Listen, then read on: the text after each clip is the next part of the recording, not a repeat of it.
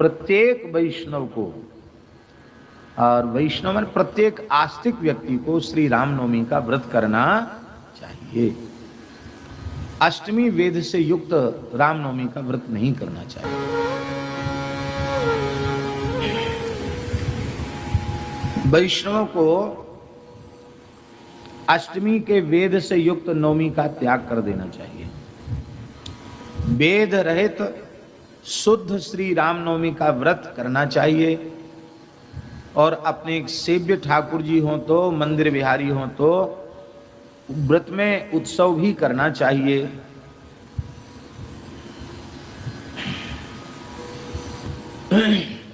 ये सूर्य ग्रहण से, करोड़ों सूर्य ग्रहणों से अधिक है, असंख्य सूर्य ग्रहणों से अधिक इसका महत्व है। ये सूर्य ग्रहण क्या है? देखिए, ग्रहण का जो काल है वह अत्यंत पवित्र पुण्य काल माना जाता है। ग्रहण के समय में लिखा है, सर्वम गंगा समम तोयम सर्वे व्यास समा द्विजा। सामान्य जल भी गंगा जल के तुल्य हो जाता है ग्रहण के काल। और ब्राह्मण मात्र कृष्ण द्वैपायन भगवान व्यास के तुल्य हो जाता है। सर्वे व्यास समा द्विजा। ग्रहण के स्पर्श से मोक्ष पर्यंत मौन होकर के एक आसन से जिस किसी भी मंत्र का जप कर लिया जाएगा सावधान होकर के, उस मंत्र का पुरस्चरण संपन्न हो जाए, उस मंत्र के पुरस्चरण का पुण्य प्राप्त हो जाए।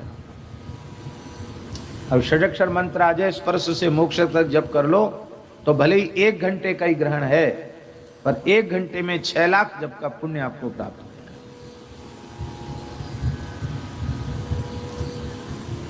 गायत्री का जप कर लो तो एक पुरस्चरण हो जाएगा। ऋषियों ने, भगवान ने कितनी सुविधाएं दे रखी हैं कि थोड़े समय में बहुत लाभ हो जाए। तो जब एक ग्रहण की ऐसी महिमा है, तो असंख्य ग्रहण काल की पुण्य महिमा कैसी होगी, उसका तो कोई लेखा जोखा ही नहीं। इसलिए श्री रामनवमी, जन्माष्टमी आदि जो महापर्व हैं, इसमें जप तप दान पुण्य सब अक्षय हो जाता है। इसलिए इन तिथियों पर बहुत सावधान होकर के व्यतीत करना चाहिए। एक भी क्षण हमारा व्यर्थ नष्ट न हो जाए, भगवान की उपासना में ही समय जाना चाहिए।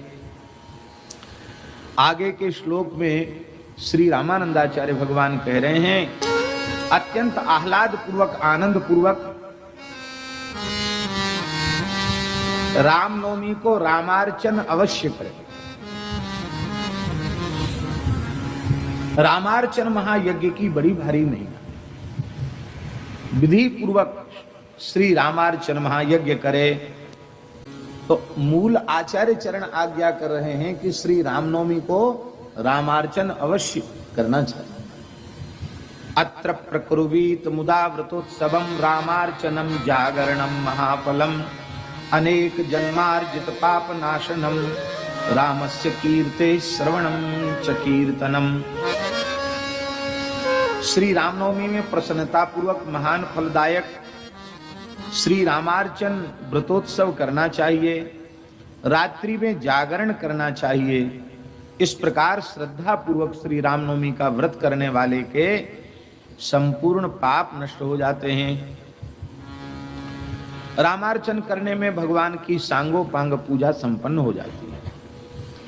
वैसा संभव किसी कारण से न होवे तो विधि पूर्वक भगवान श्री राम का षोडशोपचारण पूजन कर लेना चाहिए, रात्रि में जागरण करना चाहिए, व्रतोत्सव करना चाहिए। और भगवान श्री राम की सकल कल्मषनाशनी, कलिमल विनाशनी भगवान श्री राम की मंगलमयी कथा को, उनके चरित्र को सुनना चाहिए और उनके पवित्र नामों को कीर्तन करना चाहिए। और श्री रामनवमी की तिथि पर जागरण अवश्य करना चाहिए। ये 24 घंटे का व्रत है, एक क्षण भी व्यर्थ न जाए, क्योंकि असंख्य सूर्य ग्रहण से भी अधिक महिमा इस व्रत की है।